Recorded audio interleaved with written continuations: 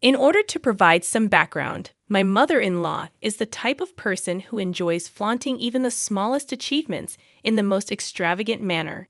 Despite lacking any sophistication in her own life, she goes out of her way to pretend that she is the talk of our society. One glaring example of her absurd behavior is the monthly club party she hosts. To clarify, there is no actual club. She merely invites her friends and coworkers for an evening gathering because they share the same profession. She refers to them as her fellow AITA. This peculiar ritual has been ongoing for quite some time. During these gatherings, all they do is brag about their accomplishments and achievements from the past month. Given the context, you can imagine how eager my mother-in-law was to announce that my grandfather had arranged a destination wedding for me, complete with a 6-day stay package. This was his generous gift to me, as I had shared my dream wedding plans with him on numerous occasions. Considering my limited budget and the size of the venue, I had meticulously curated a guest list. My husband and I had discussed the situation beforehand, and both agreed to prioritize our guests. Coming from a large family, narrowing down the guest list was challenging, but I managed to invite 22 people, while my husband invited 18 of our close friends and family members whom we regularly interacted with. We were all set to send out the invitations when my mother-in-law unexpectedly showed up at our house late one evening, uninvited and unwelcome. It was already 9 p.m., and her presence irritated me from the start. She demanded that we make changes to the guest list.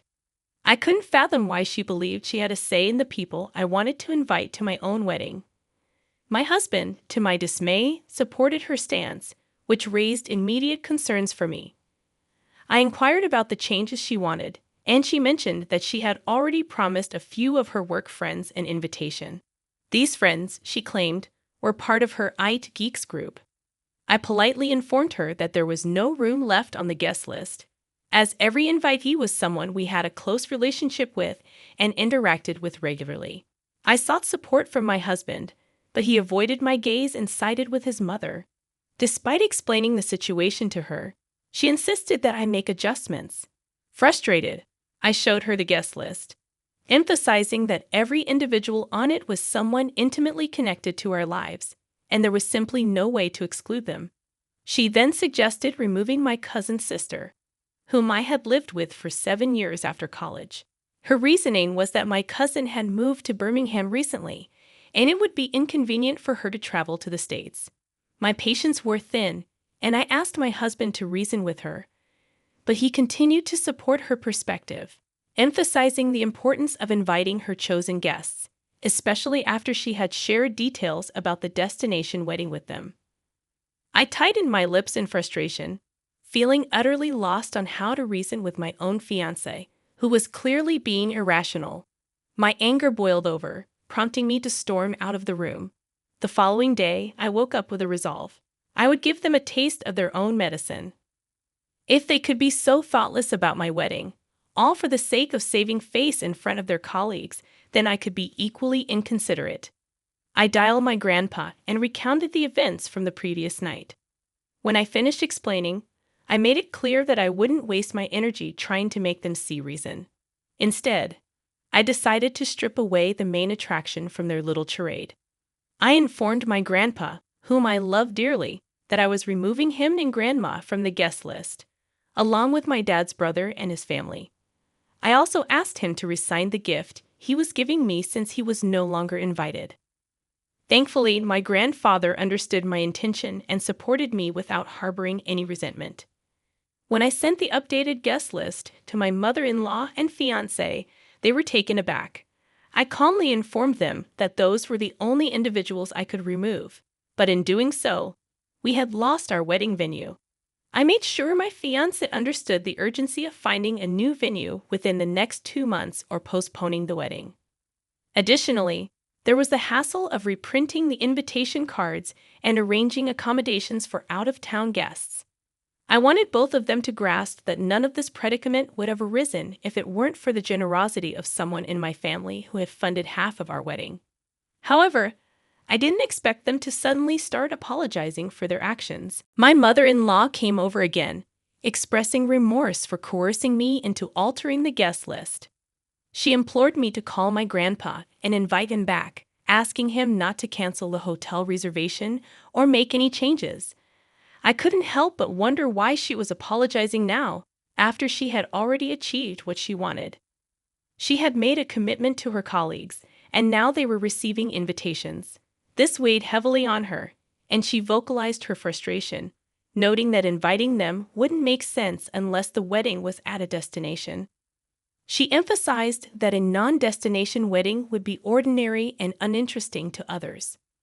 Upon hearing her express these thoughts, my husband finally admitted that he regretted supporting her decision. However, I wasn't ready to let his actions off the hook so easily.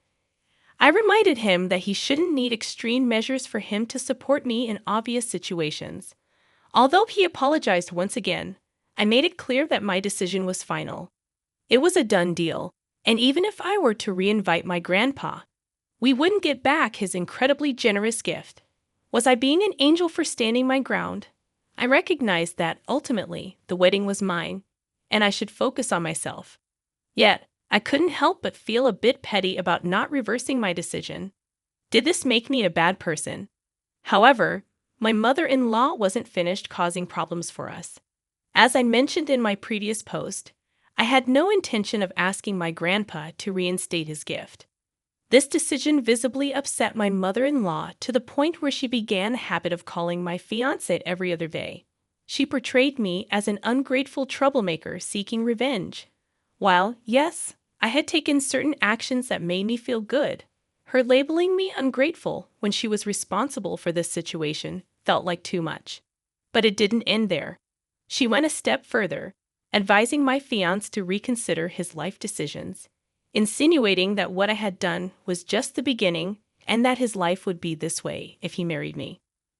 During one of these conversations, my fiancé was speaking on speakerphone, and I'd overheard these hurtful words. I was grateful for this transparency because I knew that my fiancé typically concealed anything that could potentially create discord in our relationship. He did tell his mother that she had crossed the line, but he didn't confront her more assertively. It's his relationship with his mother, and I understand that I can't ask him to sever ties with her just because she dislikes me. However, I am aware that if her interference continues, I might reach a breaking point, as I can't imagine enduring this for the rest of my life.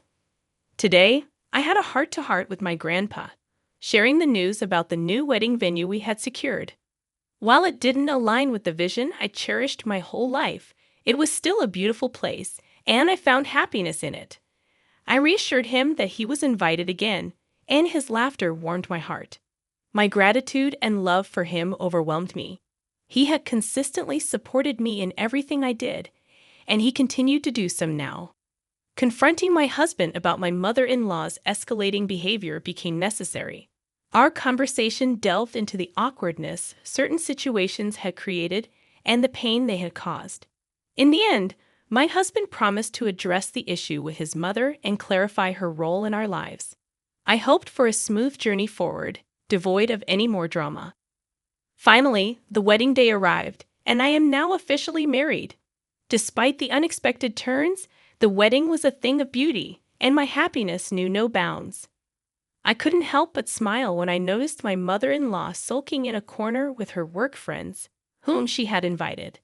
In a surprising turn of events, my grandpa gifted us a house as a wedding present, a joint gesture from him and my uncles. In the grand scheme of things, I am just thrilled to embark on this new chapter of my life with my husband. I wanted to share this update with all of you who have been a part of this journey in your own way. It infuriates me when people believe they have the audacity to dictate how someone should get married or whom they should invite. It's high time someone reminded your mother-in-law that her time to influence these decisions is over. If she wants to flaunt, she can plan her own event in the future. You should firmly tell her to back off and leave you in peace. Are you absolutely certain about marrying that guy? Anyone with an ounce of insight would have seen through the manipulative game your mother-in-law was playing, and yet he supported her. You're not clueless. but perhaps you should scrutinize your life choices more closely. On a personal note, I live in Queensland while my family resides in New South Wales. Recently, my parents and my 27-year-old sister decided to invite themselves to my house for a week-long holiday after their cruise got canceled. Frankly, I wasn't thrilled about them staying for such an extended period, especially considering I'm pregnant and already juggling the responsibilities of caring for a 2-year-old. To complicate matters, our house isn't spacious enough to accommodate multiple guests. I have only one spare queen-size bed, which my parents were occupying. My sister, however, opted to sleep on my couch. She could have shared my bed with me since my husband is away for work, but her snoring and my constant nudges to roll over didn't make it a viable option. After 2 days of their stay, during dinner on the second night, my dad dropped a bombshell. He casually mentioned that they had invited my sister's boyfriend of just 5 weeks to fly up and stay with us for the entire weekend. He had already booked a ticket and would be arriving on Friday morning at 9 a.m. I had never met my sister's boyfriend. After all, he had only been part of the family for 5 weeks. What infuriated me was that no one bothered to consult me beforehand. Moreover, I didn't have the space for him to stay comfortably. He would have had to sleep on my couch, and my sister would either need to share the couch or my bed with him. The idea of a stranger sleeping in my house while my 2-year-old son was in his own room was unsettling. In sheer frustration, I called my husband, and together we decided to firmly refuse the arrangement. We believed their behavior in inviting a stranger into our home was completely unacceptable. When I called my sister to communicate our decision while I was at work, my mother exploded in anger. She berated me, questioning my judgment and accusing me of doubting their ability to judge someone's character. According to her, they wouldn't invite someone into our house who couldn't be trusted, even though they had met him fewer than 10 times. Eventually, they hung up on me, hastily packed their belongings, and left my house. Later, they sent me a text message claiming that my husband had manipulated my thoughts against them, and that they were leaving not because they were wrong, but because I had been an inhospitable host.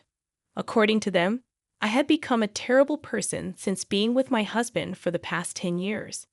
3 days passed, and they attempted to call me, acting as if nothing had transpired. Their inability to comprehend my reaction left me utterly baffled. I am left wondering if anyone can shed light on their perspective and help me make sense of this situation. Am I overreacting? I don't think so. I believe I was being a responsible parent, not an unreasonable person. I didn't invite them, and I certainly don't have a serial obligation to be a gracious host to a family that essentially invaded my home. To top it off, they invited a 4th person, a complete stranger, to stay without my knowledge or consent. Their entitlement is baffling. It's almost like they can't stand the fact that I've grown up and am making decisions without seeking their approval. This is the moment to establish boundaries. In my response, I made it clear that I'm not a terrible host because I didn't invite them in the first place. They invited themselves. I generously accommodated them despite the disruption to our usual routines. However, inviting another person into my home without my consent was completely unacceptable. Their tantrum when I refused to cave in and their subsequent decision to leave for alternative accommodation, all the while attacking my character, means there will be a new set of rules before I consider hosting them again.